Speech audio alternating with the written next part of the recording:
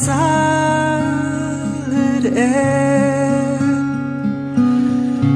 You've been walking your line, you've been living on solid air. I don't know what's going on inside, but I can tell you that it's hard to hide when you're living on solid air.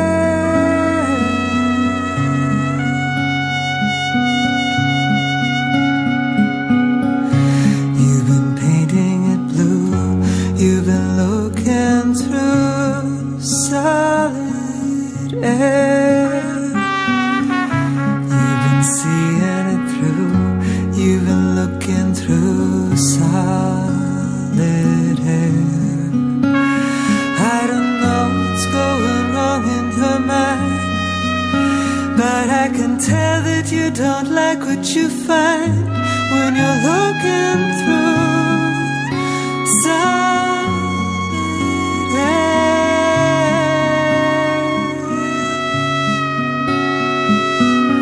I know you, I love you, I could be your friend, I could follow you anywhere, even through solid air.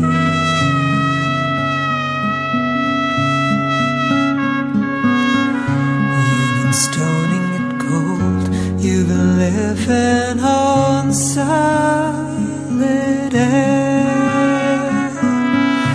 You've been finding that gold, you've been living on solid air. I don't know what's going on inside, but I can tell you that it's hard to hide when you're living on solid air.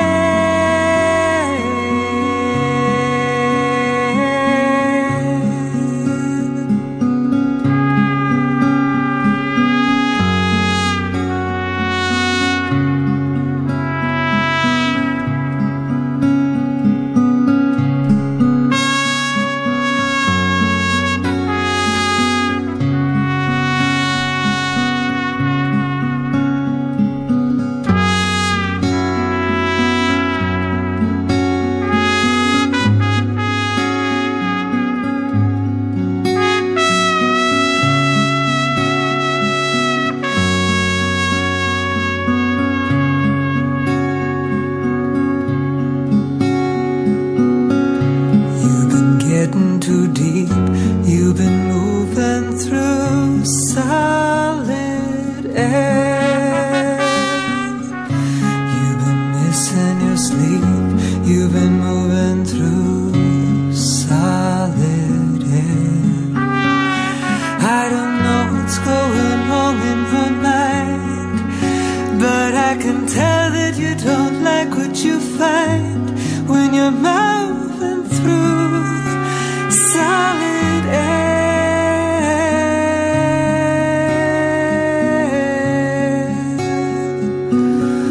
I know you, I love you, I could be your friend, I could follow you anywhere, even through solid air.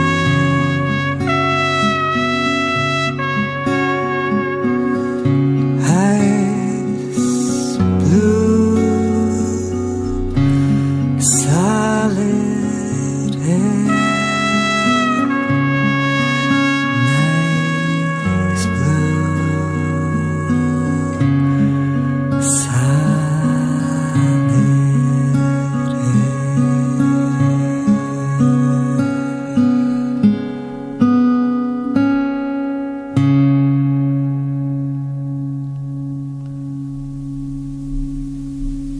And that was the very first Sarah McQuaid track I played here on A World of Difference. And I sit in the studio here for 3 hours with my headphones on, and I just heard that wonderful, rich voice and thought, Sarah McQuaid. Need to find out more about her? She's obviously a very, very fine singer indeed. A cover there, of course, of John Martin's Solid Air. So it's an absolute delight to speak to Sarah last week and to talk to her about her new album, Walking into White. She's based down there near Penzance, and it was over Skype that I had a chat to her about what is a very, very fine new album indeed. You'll hear the conversation after we've heard a lovely little instrumental, which is almost like a meditation on her life. I am grateful for what I have.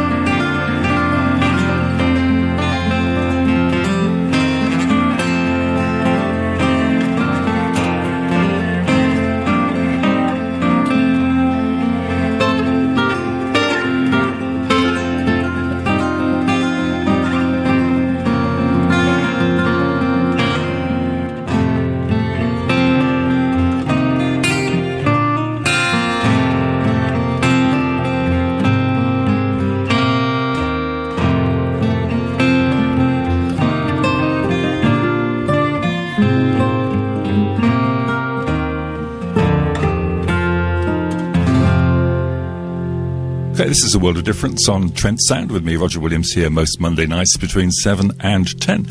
And I'm in conversation with Sarah McQuaid about her excellent new album, Walking into White. Yeah, the album opens with a song called Low Winter Sun. Now, I was convinced there was a piano on this track, but there isn't, is there? No, it's my guitar. It's my guitar tweaked to sound like a piano. When I heard the recording, I thought, oh, my guitar sounds like a piano. Well, I was looking for the keyboard credit on the extremely informative little booklet that's in the CD. That's been very well thought through. There's a lot of useful background information on there. So who was the producer genius that made the guitar sound like a piano? Well, two producer geniuses, really. One of them, my cousin, Pierce, and then when I asked him to produce the album, he said he would like to co-produce it with a guy called Jeremy Backhoffen. Adam and Jeremy had worked together on a load of different projects involving artists mostly from outside the folk world. And Jeremy's kind of the engineering genius, and they're both very fond of all the sort of wonderful old analog machinery and kind of running everything through old tape machines and then out again and making it all sound old, which I was delighted with.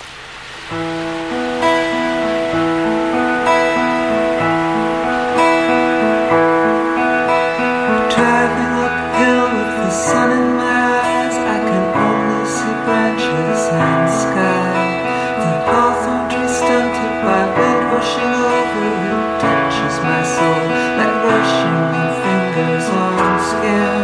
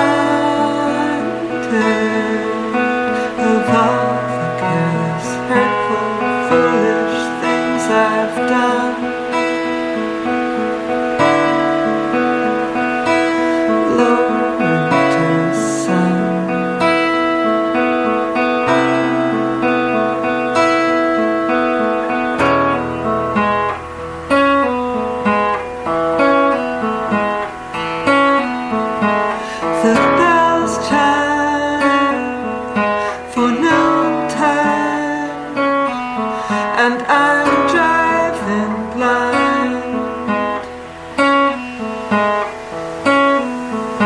This day will soon be done. Long winter sun.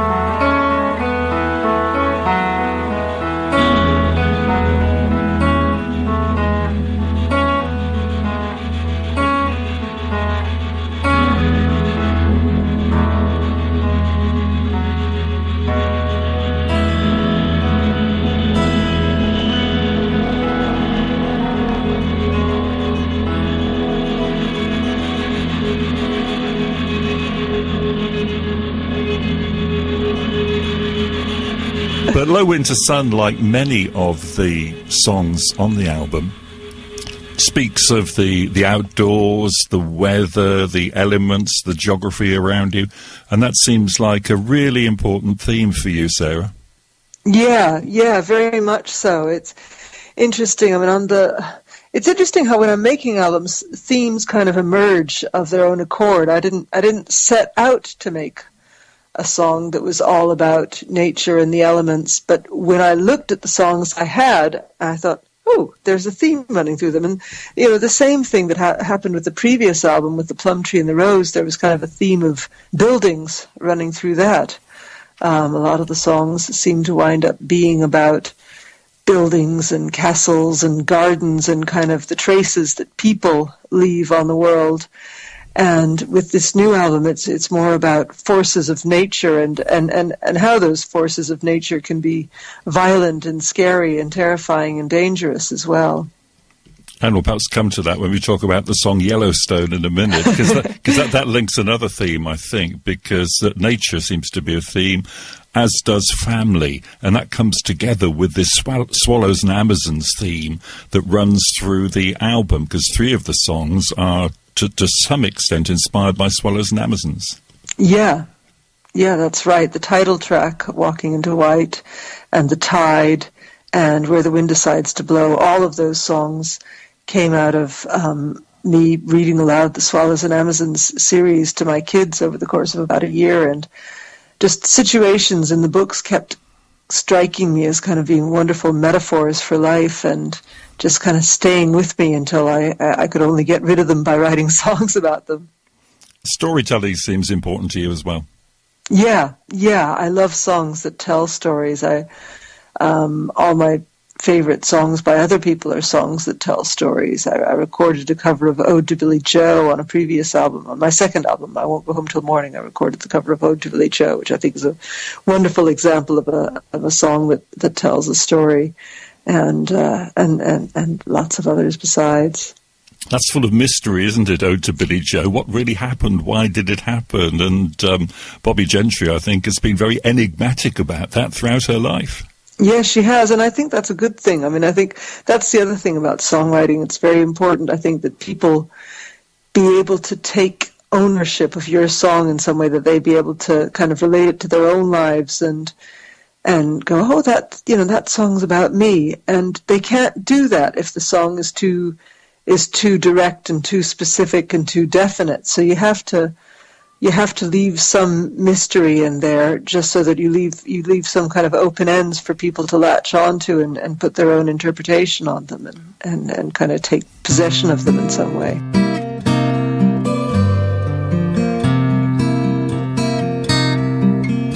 It was the 3rd of June, another sleepy, dusty Delta day. I was out chopping cotton and my brother was baling hay. We stopped at dinner time and we went up to the house to eat. And Mama hollered out the back door, y'all remember to wipe your feet. She said, I heard some news this morning up on Choctaw Ridge.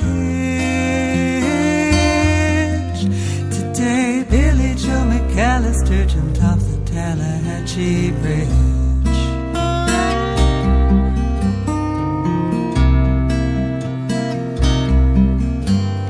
Well, Papa said as he passed around the black-eyed peas, Billy never had a lick of sense. Pass the biscuits, please. There's 5 more acres in the lower 40 that I got to plow. And Mama said it was a shame about Billy Joe anyhow. Nothing ever comes to no good upon Choctaw Ridge. And now Billy Joe McAllister's jumped off the Tallahatchie Bridge.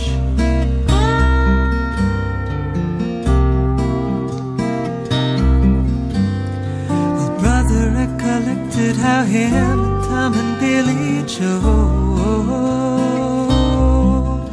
put a frog down my back at the Carroll County Picture Show. Wasn't I talking to him after church last Sunday night? I'll have another slice of that apple pie. You know it don't seem right. I saw him at the sawmill yesterday up on Choctaw Ridge. Now you tell me Billy just jumped off the Tallahatchie Bridge.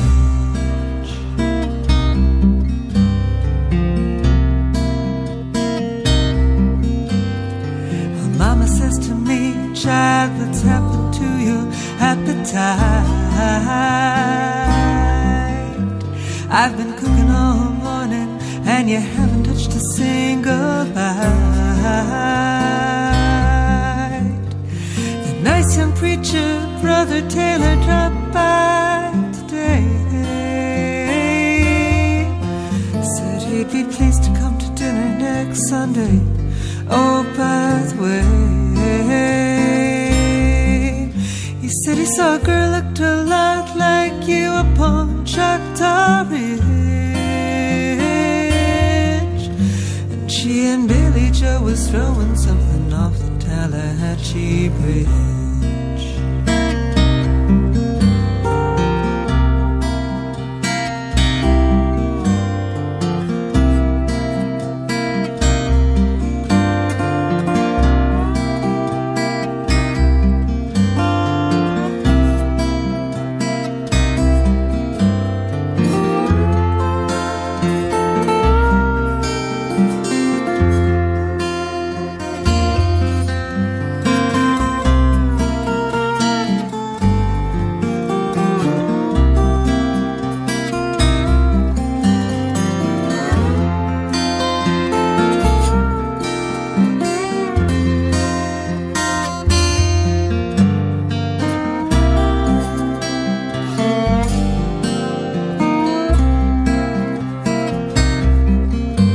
Well, a year has come and gone since we heard the news about Billy Joe. Brother married Becky Thompson, they got a store up in Tupelo. There was a virus going round, Papa caught it, and he died last spring. And now Mama don't seem to want to do much of anything. And me, I spend my time picking flowers up on Choctaw Ridge and drop them in the muddy water of the Tallahatchie Bridge. So we don't want to get to the point where we say, that's what it was about, or that's what American Pie was about.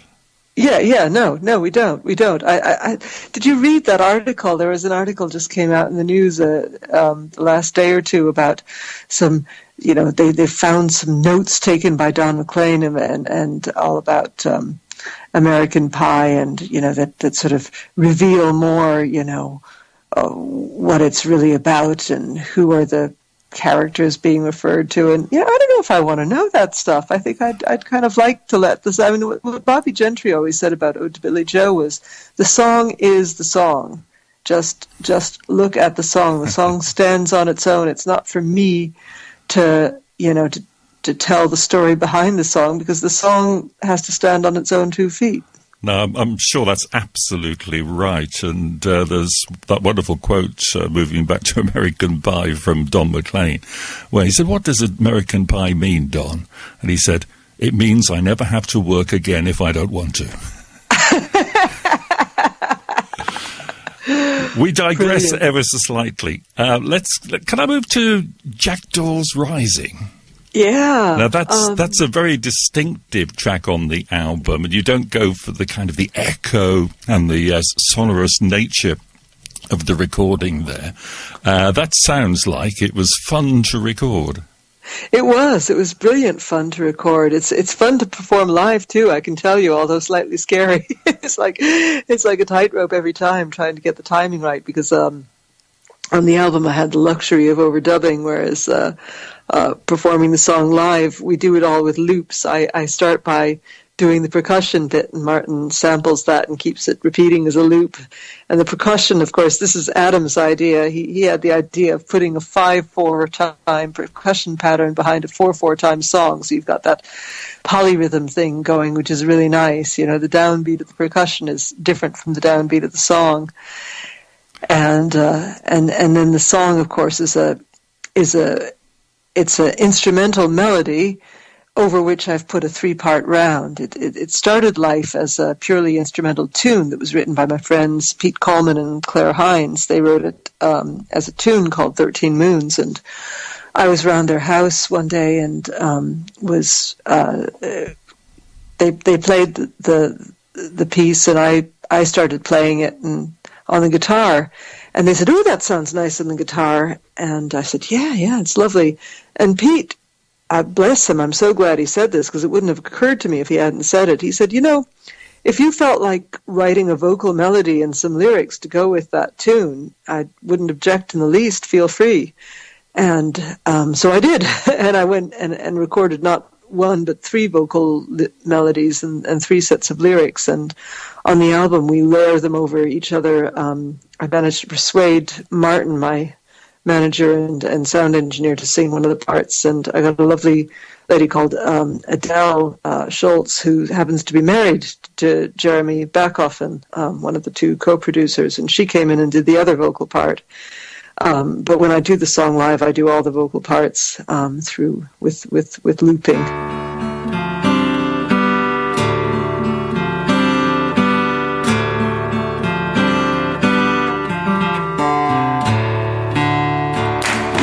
Jackdaws rising all together, glinting eyes and jet black feathers.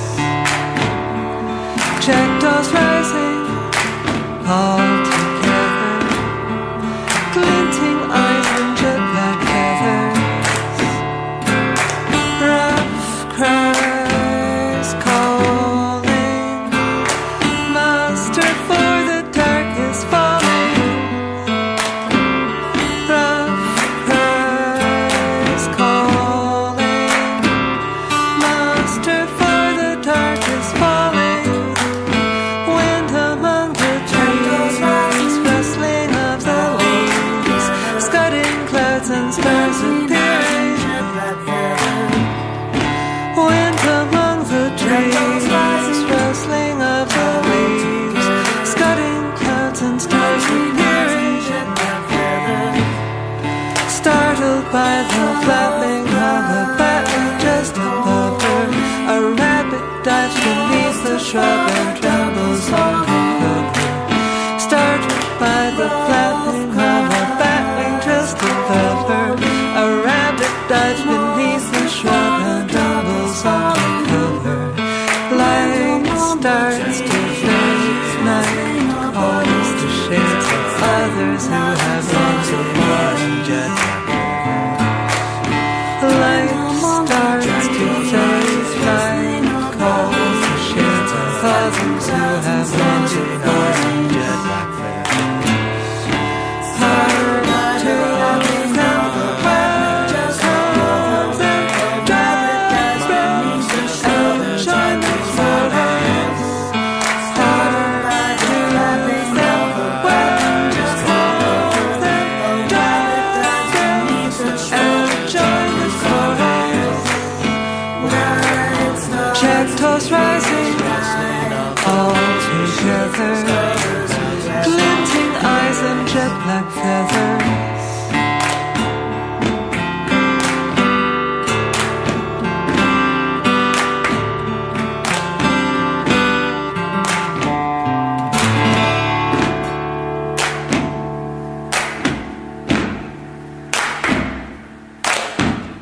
What about the lyrics to Jackdaws Rising? Was that something observational, a bit of nature that you saw? Yeah, it's a bit of nature that I see every single evening when I'm at home. I've got a veranda running outside my house, which used to be my parents' house. My parents built the veranda, and the only way they could get planning permission for the veranda was they submitted an application for the veranda, and it was rejected, and they resubmitted exactly the same floor plans, but they called it a covered walkway, and it was approved. So I was sitting on the covered walkway, and and there are a load of jackdaws that all roost in the trees just opposite, and every evening it's like this performance. Just as kind of dusk is falling, all the jackdaws, you see them all just rise out of the trees in a big cloud, and they make tons of noise, and they kind of wheel back and forth and fly around for a bit, and it's like their evening conference kind of thing, and then they settle down into the trees, and again, I live way out in the country, and you've no idea until you live in the country how noisy the country is. People always say, the quiet of the country. The country's a noisy place. And, later at night you hear all sorts of things out there, foxes and small creatures being killed, and, owls hooting and hunting. And there's all sorts going on. And so again, with that song, I wanted to capture that kind of excited, kind of mysterious time that just as darkness is falling and all the animals are coming out and the jackdaws are wheeling around and the rabbits are coming out on the lawn, and all these things are kind of happening simultaneously, and it all seems very kind of magical and elemental and kind of ghostly. Let's move to Yellowstone then, and again we've got forces of nature coming together with family, and this is a lovely song. This is one of my favourites on the album, and it's about reassuring a 10-year-old about his fears that Yellowstone's going to blow and the consequences are going to be dreadful. Yeah, Eli, my son, was having trouble sleeping, and I asked why he was having trouble sleeping, and he said, I'm worrying about all these different things, and I said, well, what you should do then is just write down each of your worries on a different piece of paper, and then you can relax because the worries are down on the piece of paper and they don't have to be in your head anymore. So he did, and he started sleeping better, but of course I had to go and look at the pieces of paper to see what he was worrying about. And you can see one of those pieces of paper actually in the booklet that you mentioned. If you look at the page with the lyrics for that song, you'll see Eli's own writing behind, sort of ghosted in behind the lyrics, where he wrote that he was worried that the underground volcano underneath Yellowstone was going to erupt and set off a chain of reaction of volcanoes all around the world and cause the apocalypse. And when I read that, again, it just, like a lot of those scenes in Swallows and Amazons, it struck me both as a really powerful image, but also as a wonderful metaphor for the kind of simmering anxieties that sort of torment all of us, that we're all tiptoeing over and, trying to keep pacified and keep them underneath the surface. It's one of the highlights of the album as far as I'm concerned. I think it's a terrific song.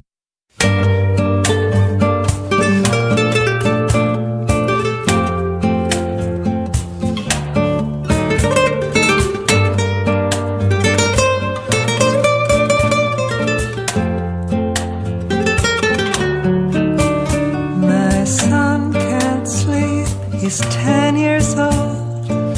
He's scared that Yellowstone will blow, and when it does, it could set off a mighty chain reaction. Volcanoes round the world exploding, darkened skies and lava flowing. His mind won't let it go. He's 10 years old. I tried to tell him not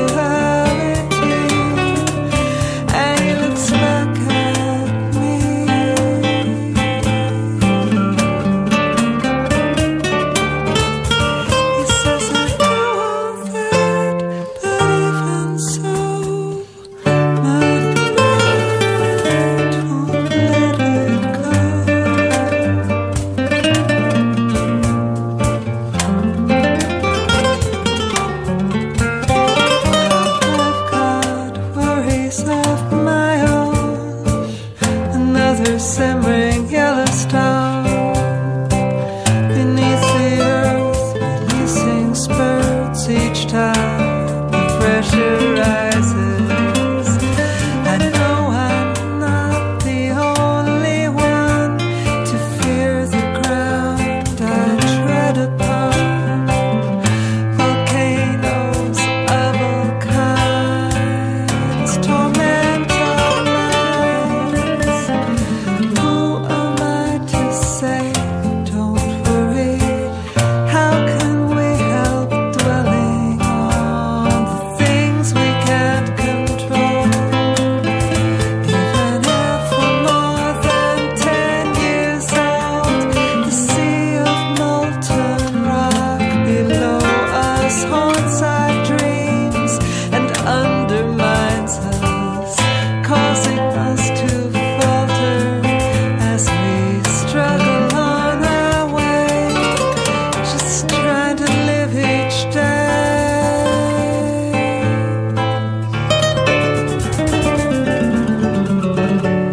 In hope the drummer's stone won't blow.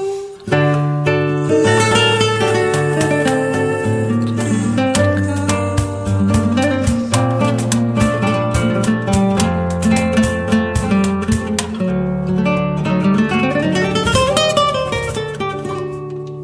Towards the end of the album, now let me declare myself here as a fully paid up atheist and a Richard Dawkins fan, but there's something about a hymn of praise which just sounds lovely, and it's a bit left field. It's towards the end of the album. You think, oh gosh, you know, this is all creatures of our God and King, and it works rather well.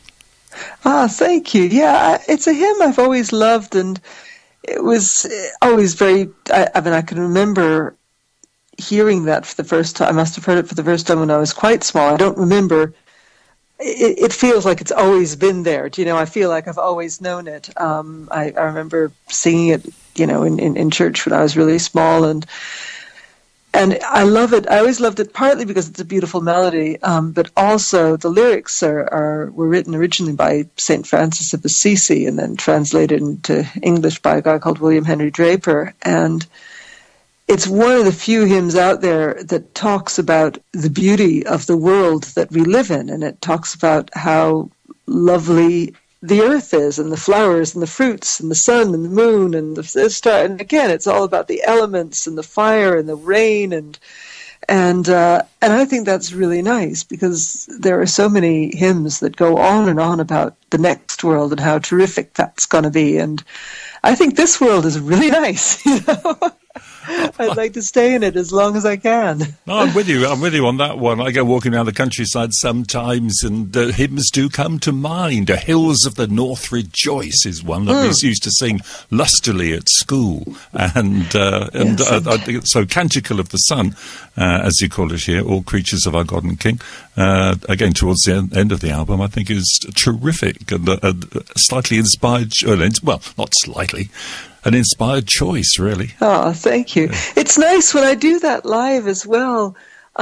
People often start singing along. And it was amazing. I was on a tour of the Netherlands and Germany. And in the Netherlands, people started singing along to it in Dutch. There must have been a Dutch version of it. I don't know if the words were similar words in Dutch, but they were singing along to it. And you know, and in Germany as well, some people seem to recognize it. So it was a really nice kind of universal thing as well. All creatures of our God and King, lift up your voices, let us sing. Alleluia, alleluia. The burning sun with golden beams, the silver moon that gently gleams. Oh, praise Him, oh, praise Him. Alleluia, alleluia, alleluia. The rushing wind that arcs her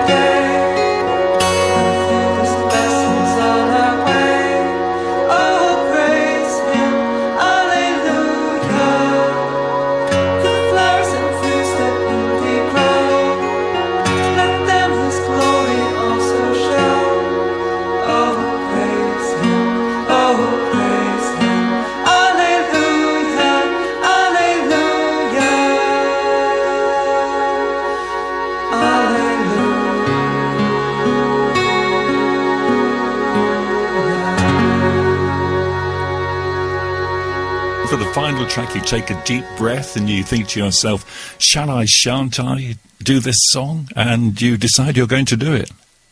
Yeah, it was a bit bold of me to do it. It's been done by lots of people. I'm terrified. I actually sent the album off to Peggy Seeger because I thought it was my duty to do so. I don't know whether she'll approve or not, but I thought, well, out of courtesy, I've got to send it to her because it's her song. It was written for her by Ewan MacColl, and she was the first person to record it. And I believe Ewan MacColl's on record as having said that Peggy Seeger's version was the only version he liked, and all the other versions were dreadful. So heaven knows what he would have thought of my version and what she will think of my version. But I think it's a beautiful song, and I really wanted to sing it, and so I did. Oh, Ewan MacColl was never short of an opinion or two, was he? So I think we'll allow him that one.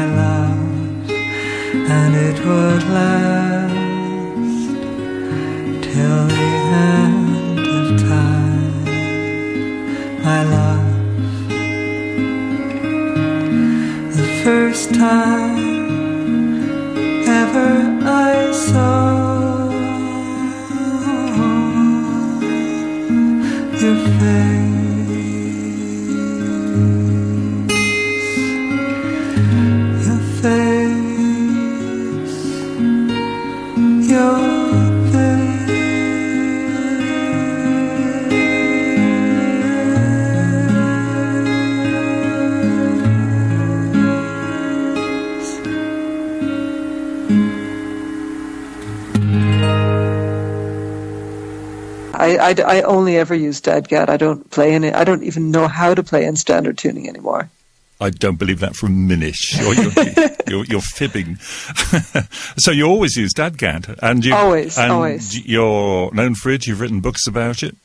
Yeah, I'm just in the process of putting in a proposal to do a second book about it. Actually, I want to do because the first book was really about instrumental music and Irish instrumental music at that, and I play everything in DADGAD, including my own songs and covers of other people's songs and so forth. And so I'd like to do a DADGAD songbook. So I'm hoping to get that done over the summer. Well, put me down for one, because I've never really got to grips with that tuning. And but people who want to get to grips with it, the DADGAD workshops are going to feature on some of the dates in the tour that you're currently embarking on.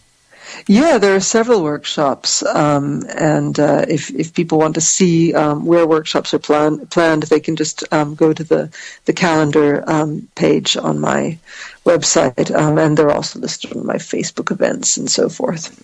And the tour is extensive. You're going all over the place in England, Wales, Ireland. If people want to see you, they've got no excuse, really. Scotland as well. Yeah, all over the place, and very much hope to catch up with you at the Carrington Triangle Folk Club in Nottingham on the 20th of May. That one's in the diary for me. If I can mention the website, it's sarahmcquaid.com. That's SARAHMCQUAID.com. And then I'm also on Facebook at Sarah McQuaid Music, and on Twitter at Sarah McQuaid, and on YouTube at Sarah McQuaid as well. So there's no escaping you, is there? No escaping me. Well, Sarah, thanks ever so much for your time. Very best of luck with the tour, and congratulations on a terrific album. Oh, thank you so much, Roger. Lovely talking to you. And that's where we left it. A delightful interviewee. Very pleased to have been speaking to Sarah McQuaid, mostly about a new album, Walking into White, from which we heard the instrumental I Am Grateful for What I Have, Low Winter Sun, Jackdaws Rising, Yellowstone, Canticle of the Sun, that's the hymn, All Creatures of Our God and King, and her version of The First Time Ever I Saw Your Face, where the good news is that Peggy Seeger, we have since discovered, does approve of the version, so she can relax. And Pete suggests, evening Pete, and to anybody else who's with you at the moment, that Sarah's got a better voice than Peggy Seeger anyway. You can't criticise legends like that, can you? Maybe you can. So, 20th of May, Sarah McQuaid is at the Carrington Triangle Folk Club here in Nottingham. And before that, in fact, this coming Wednesday, Dovetail are at the Carrington Triangle Folk Club. And if you're not sure who Dovetail are, you might have heard of the individual members, who include the three of them, you'd be surprised to learn, in a trio: Rosie Hood, Matt Quinn, and Jamie Roberts. Jamie Roberts performed in Kerfuffle, and they're the kind of musicians that have performed with lots of other folk over time. And they've come together as the Dovetail Trio, and they're at the Carrington Triangle Folk Club the day after tomorrow. So get there around about 8:30, and Martin and Co. will see you right. And nice to know you're there, Martin. Thank you for emailing in. Right, now, yes, we've got a very welcome new listener to the programme, Jackie, down there on the south coast, and I've been working through some of the material that she suggested. She particularly asked me to hold this one over from last week because she was very much engaged with the important matter of Crystal Palace against Manchester City. And I think she'll have been pleased with the outcome. I think she's supporting the Crystal Palace. But this is a very, very special piece of music for Jackie. It's Craig Ogden and Alison Stevens. It's from an album called Souvenirs, and it's called Mother and Sister. And she says, I would love it if you played this, because Ali was my mandolin teacher who sadly died in 2010 at the age of just 40. She was, and still is, a great inspiration to me.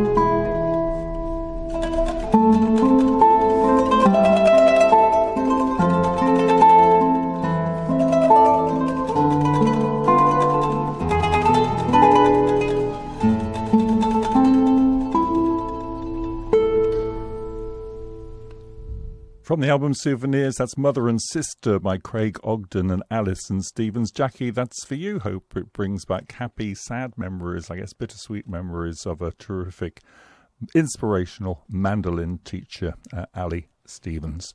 Positive reaction to the Sarah McQuaid interview, and the Gazuki Man says, I don't know whether people listening down in the McQuaid household, but say hi to Feargal. From Phil Williams, the Morris man. Feargal is the only Irishman to dance Morris that he knows. So there we are. Very multicultural here on A World of Difference. Now, one of the, as you know, I tend to go for the slightly quirky, and there aren't that many people at the moment who are specialising in work on the 12-string guitar. Marvin B. Naylor is one of those people. On one track I've got on the system here, he tunes each of the 12 strings to a different note, and in effect does play a 12-string guitar rather than, say, a 6-string guitar with the strings in doubles. And he sent me some new material. Haven't played any new material by Marvin for quite some time. He does a very interesting Buskers blog, by the way, on Facebook, on the net. And you learn the life and times, the difficulties and the tribulations and joys of being a busker. But let's listen to Marvin B. Naylor now playing a track called Spaceships There Are.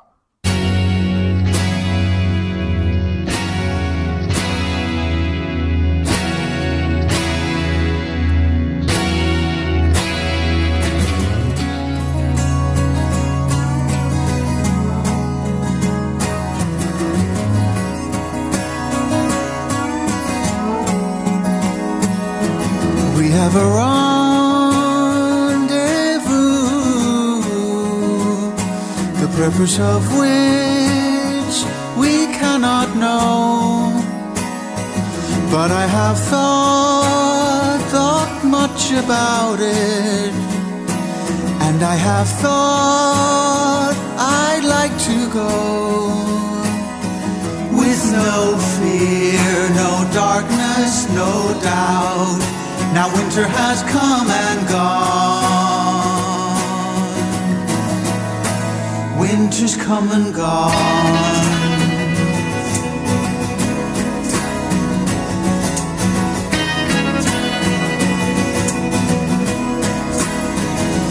Ring of my heart encircled by the rings of your heart, so welcoming, living on senses as they quicken, makes us alive.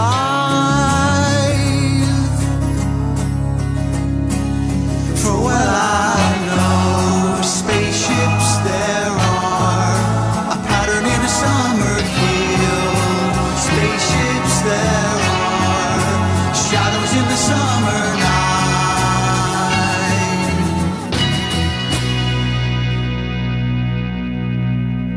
In the summer night.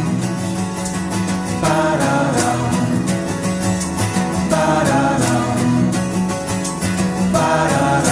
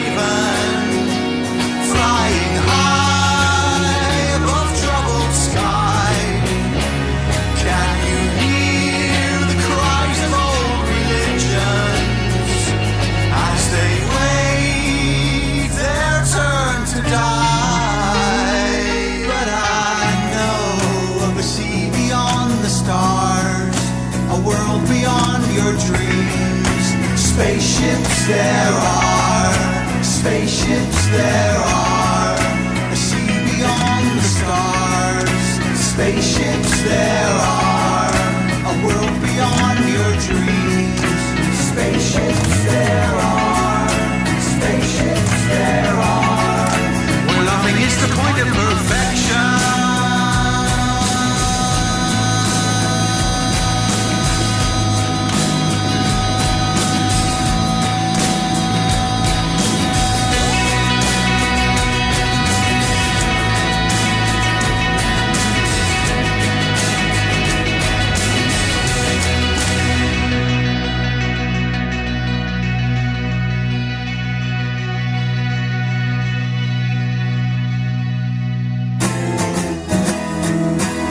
Loving is the point of perfection.